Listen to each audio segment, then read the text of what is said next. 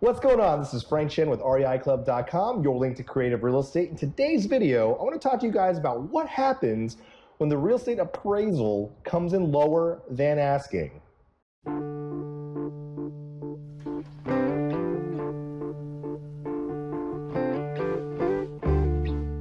What's going on, guys? Before we jump into the video, I wanted to give you guys a quick update. As you can see, things look a little bit different in my office today. I'm actually in my new home. We haven't had a chance to put up the REI Club banner yet. That's actually at my other home in Austin still. We're still in the process of moving. I'm also recording from my laptop. The HD equipment's still over there, so we're still in the process of moving. So I appreciate you guys bearing with me.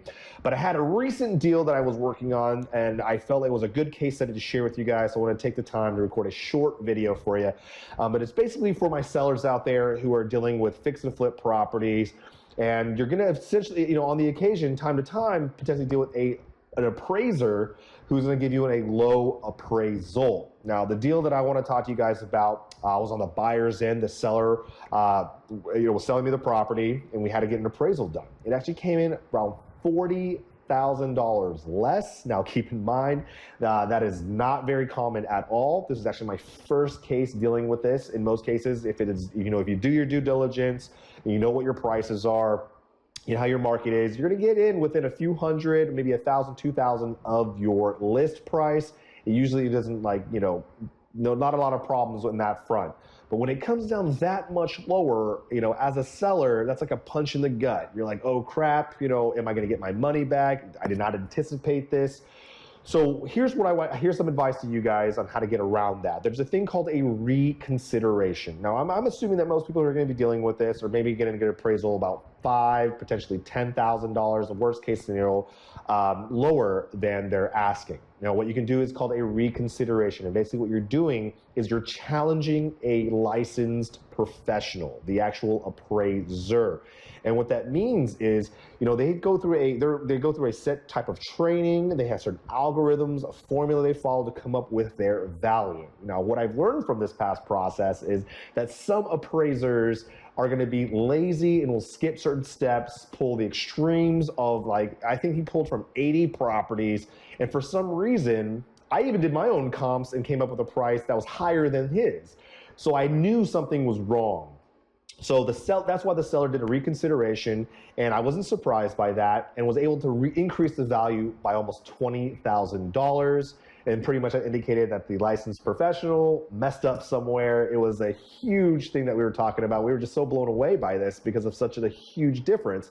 But ideally what you're doing is you're presenting the appraiser with the same amount of information they were looking at, but in much more detail. So an extreme apples to apples comparison, meaning properties that have sold in the last 30, 60 days, with the exact same square footage, bedrooms, bath. It has to be incredibly like to like in that comparison when you're doing this reconsideration, because essentially you're asking to redo their work. Not all appraisers are going to be happy about that. But again, as a seller, your whole goal here is I need to get what I think my property is worth. And I understand that some people are going to think my property is worth more than it actually is, or I put $20,000, $30,000 more into this property. And what we're talking about here is potentially over leveraging, not really understanding your numbers. And that's not what I'm talking about here. I'm saying that you have done your due diligence. You're pretty sure, you're like 99% confident that this is what my property should be worth. Then it's worth doing this reconsideration. Now, if you don't ever just accept an appraisal just because you think that's what it is, always try this reconsideration. But do be prepared though that they may decide not to change their number. Like, no, this is completely validated, or they may increase it like my recent deal where they met the person halfway.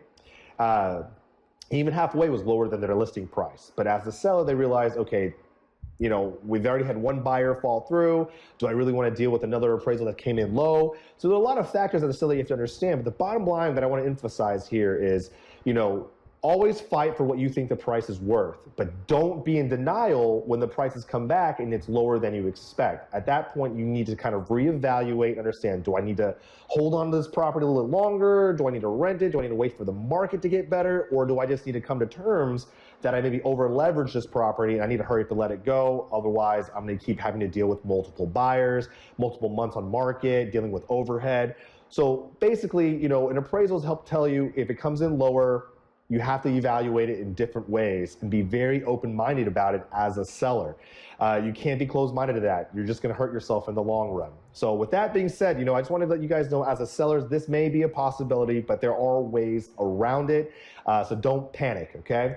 So next week, I do want to talk to you guys about what you do on the buyer side when the appraisal comes in lower. Of course, it's an incredible benefit for you, but to work with a seller, of course, who just got that net news, how do you kind of work in the between there to kind of meet them halfway and still get a good deal for yourself? So stay tuned for that. Now, again, guys, thanks again. This is Frank Chen with REIClub.com. I hope you guys enjoyed the video. I appreciate you guys bearing with me. I hope it's not too choppy, this video. But do me a favor, click the like button, because it really does help us out. Leave comments below. Let me know what you thought about this video. We're trying to be a little bit more active here, get your feedback, create more videos that you guys want to watch. And most importantly, if you guys have not already, go ahead and subscribe to our YouTube channel so we can keep you informed when brand new videos just like this are posted. Again, guys, thank you so much again. If you haven't, in the past, go ahead and check out some of our videos, our previous videos here. We got some podcasts here, other quick 5-10 minute videos on how to do some other cool real estate niches. Thank you guys so much for your support. I look forward to guys talking to you next time.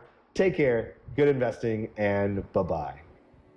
Today, I got a quick video for you covering the 5 important landlording tips that are going to save you hundreds, if not thousands of dollars every year. Okay.